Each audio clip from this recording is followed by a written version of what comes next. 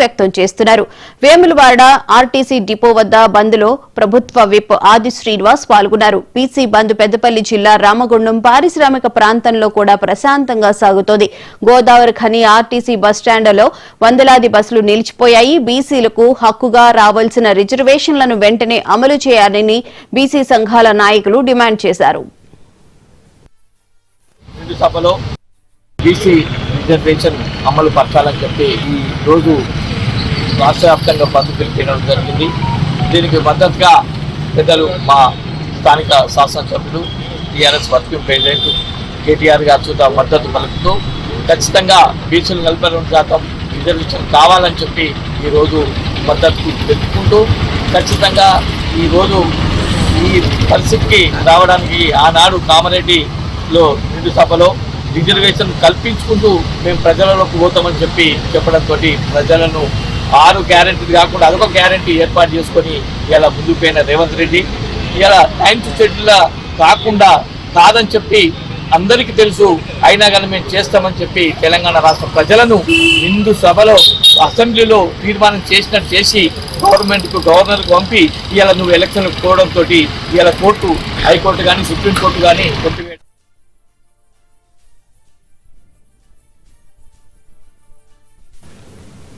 బీసీలకు 42% రిజర్వేషన్లు అమలు చేయాలని డిమాండ్ చేస్తూ బీసీ సంఘాలు ఇచ్చిన తెలంగాణ బంద్ ఉమ్మడి ఆదిలాబాద్ జిల్లాలో విజయవంతంగా కొనసాగుతుంది. జిల్లాలో ఆర్టీసీ బస్సులు డిపోలకే పరిమితమయ్యాయి. బస్సులు రాకపోవడంతో ఆర్టీసీ బస్టాండ్లు వెలవెలబోతున్నాయి. బంద్ సందర్భంగా ఎలాంటి అవాంఛనీయ సంఘటనలు జరగకుండా జిల్లాల్లో పలుచోట్ల పోలీసులు భారీ బందోబస్తు ఏర్పాటు చేశారు. ఉమ్మడి ఆదిలాబాద్ జిల్లాలో జరుగుతున్న బంద్పై మరింత సమాచారాన్ని మా ప్రతినిధి శ్రీనివాస్ అందిస్తారు.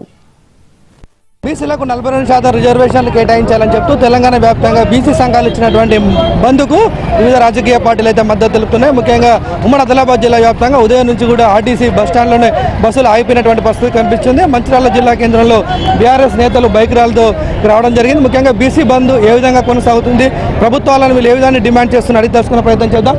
చెప్పండి, ప్రధానంగా ప్రభుత్వాలు ఏం డిమాండ్ చేస్తున్నారు? ప్రభుత్వాన్ని ఏదైతే ముఖ్యంగా కాంగ్రెస్ పార్టీ ఆ రోజు ఎన్నికల సందర్భంగా బీసీ డిక్లరేషన్ పేరుతో 42% కామారెడ్డిలో ప్రకటించిండ్రో 42% రిజర్వేషన్ ఏదైతుందో పూర్తి స్థాయిలో తెలంగాణ బీసీ సమాజం తరపున గౌరవ బీసీ జేఏసీ రాష్ట్ర బంధుకు ఈ రోజు 18వ తారీఖు పిలుపునిచ్చిందో వాళ్ళు పోయినటువంటి సందర్భంలో గౌరవ కేటీఆర్ గారు ఆ రోజు కూడా స్పందించి మేము ఎప్పుడు బీసీల పక్షాన వెనుకబడే వర్గాల పక్షాన మేము ఎల్లవేళ ఉంటాం, మీకు మద్దతు ఇస్తున్నామని తెలియజేస్తున్నటువంటి సందర్భాలలో వారి పిలుపు మేరకి ఇక్కడ మంచిర్యాల నియోజకవర్గం గౌరవ మాజీ శాసనసభ్యులు నడిపెల్లి దివాకర్ రావు గారి నాయకత్వంలో విజితన్న గారి సారథ్యంలో ఈ రోజు బంద్ సంపూర్ణంగా ఇక్కడ ఉన్నటువంటి బీసీ జేఏసీకి బీఆర్ఎస్ పట్టణ పార్టీగా నియోజకవర్గ స్థాయిలో వారికి పూర్తి స్థాయిలో మద్దతు తెలియజేస్తున్నాం. ప్రధానంగా ఈ యొక్క డిమాండ్ ఏ పార్టీలను దోషులుగా భావిస్తూ ఉన్నారు? ఒకవేళ రిజర్వేషన్ అమలు కాకపోతే బీఆర్ఎస్ పార్టీ నుంచి కావచ్చు బీసీ సంఘాల నుంచి ఏం ప్రత్యామ్నాయ మార్గాలు? 100% దోషి కాంగ్రెస్ పార్టీ.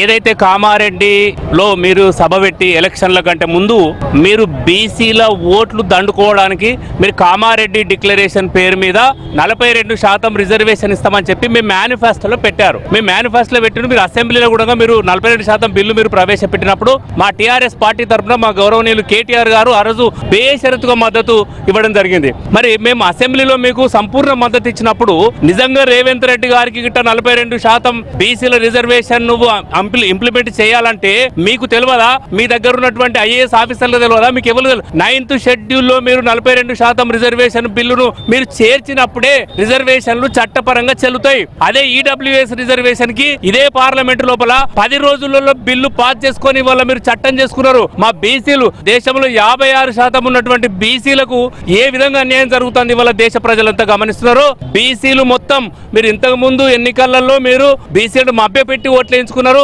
మీరు ఏదైతే ఇప్పుడు స్థానిక సంస్థల ఎన్నికలలో మీరు 42% రిజర్వేషన్ ఇస్తామని చెప్పి ఆ రోజు మాట ఇచ్చారు, మొన్న అసెంబ్లీలో మాట ఇచ్చారు. మా పార్టీ తరఫున మేము ఒకటే డిమాండ్ చేస్తా ఉన్నాం, ఎప్పుడైతే నువ్వు 9th షెడ్యూల్లో పెట్టి చట్ట సభలల్లో బిల్లు ప్రవేశపెట్టిన తర్వాతనే బిల్లు ఓకే అయిన తర్వాతనే మీరు స్థానిక సంస్థల ఎన్నికలకు రండి. అప్పటిదాకా మా టీఆర్ఎస్ పార్టీని కానీ బీసీలు ఎవ్వరు కూడా సపోర్ట్ చేయరని చెప్పి ఈ సందర్భంగా తెలియజేస్తున్నాం. ఖచ్చితంగా బీసీ రిజర్వేషన్ బిల్లును 9th షెడ్యూల్లో చేర్చి పార్లమెంట్లో బిల్లు పాస్ చేసి చట్టం తయారు చేసి మీరు స్థానిక సంస్థల ఎన్నికలకు రావాలని చెప్పి తెలియజేస్తాను. ముఖ్యంగా అన్ని పార్టీలు మద్దతు తెలుపుతా ఉంటే మరి ఏ పార్టీని దోషిగా భావిస్తాం?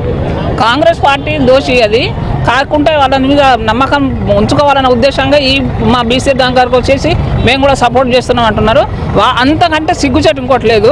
పార్టీలలో బీసీ రిజర్వేషన్ కోసం కొట్లాడే బీసీలంతా నిడిచిపెట్టి మేము కూడా మీకు సపోర్ట్ చేస్తున్నాం అంటే అసలు దొంగవాడు దొంగ అంటే వాడే వచ్చి ముందర కూర్చున్నాక మేము ఎవరిని పట్టుకొని అడగాలి? వాడు అసలు వాడికి చిత్తశుద్ధి ఉంటే మా బీసీలకు 42% రిజర్వేషన్ పెట్టిన తర్వాతనే ఎలక్షన్లకు రావాలి. లేకుంటే మాత్రం మా ఎలక్షన్లు జరగనీయం, తగ్గట్టుగా మేము ఉద్యమాలు చేస్తాం, బీసీలంతా ఏకమై వాటి దుమ్ము దులుపుతాం. మరి బంధు పిలుపు ఇవ్వడం జరిగింది. దీనికి అన్ని పార్టీలు మద్దతిస్తున్నాయి. మరి ఇలా దొంగలు అర్థం కావట్లేదు. ఇప్పటికైనా వారు ఆత్మవిమర్శ చేసుకొని కేంద్ర ప్రభుత్వం కానీ ఇటు రాష్ట్ర ప్రభుత్వం కానీ దాన్ని క్లియర్ చేయాల్సిన అవసరం ఎంతైనా ఉంది.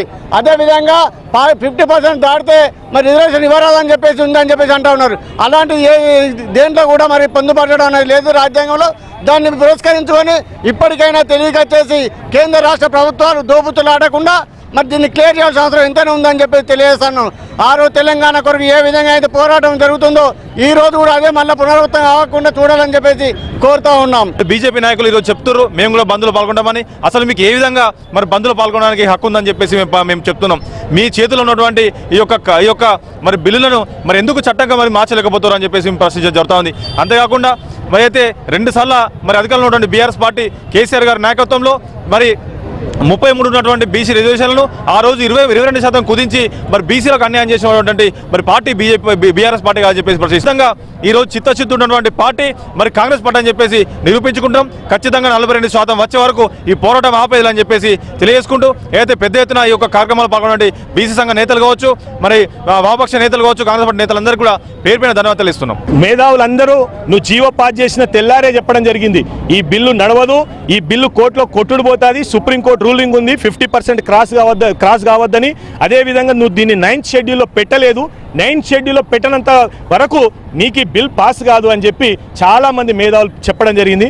అయినప్పటికీ చిత్తశుద్ధి లేని కాంగ్రెస్ ప్రభుత్వం వాళ్ళు కేవలము ఇక్కడ ఉన్నటువంటి బీసీ వర్గాలను మోసం చేయాలి, వాళ్ళ ద్వారా ఓట్లు సాధించాలనేటువంటి దుర్మార్గమైన ఆలోచనతో పోతా ఉన్నారు.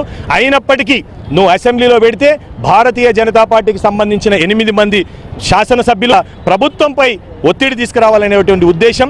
నువ్వు శాస్త్రీయబద్ధంగా ఏ విధంగానైతే ఆ బిల్ పాస్ అవుతుందో ఆ విధంగా 9th షెడ్యూల్లో పెట్టి నువ్వు పార్లమెంటుకు పంపాలా. అక్కడ భారతీయ జనతా పార్టీ సంపూర్ణమైన మద్దతు ఇస్తుంది. ఆ బిల్ పాస్ అయ్యే విధంగా వాజ్పేయి బాధ్యత తీసుకుంటుంది అని కూడా ఈ సందర్భంగా నేను భారతీయ జనతా పార్టీ కార్యకర్తగా నేను తెలియజేస్తా ఉన్నాను. కాంగ్రెస్ బీజేపీలకు చిత్తశుద్ధి లేకనే బీసీ రిజర్వేషన్ బిల్లు ఆగిపోయిందని చెప్తున్నారు. మరోపక్క బీసీ సంఘాల నేతలు చెప్తున్నారు అన్ని పార్టీలు కూడా పోరాటం చేయాల్సిన అవసరం ఉంది, కేంద్రంపై ఒత్తిడి తేవాల్సిన అవసరం ఉందని బీసీ సంఘాల నేతలు చెప్తున్నారు. చూడాలి మరి ప్రభుత్వాలు ఏ విధంగా స్పందిస్తాయి. వీడియో జర్నలిస్ట్ సంతోష్ కలిసి శ్రీనివాస హైదరాబాద్.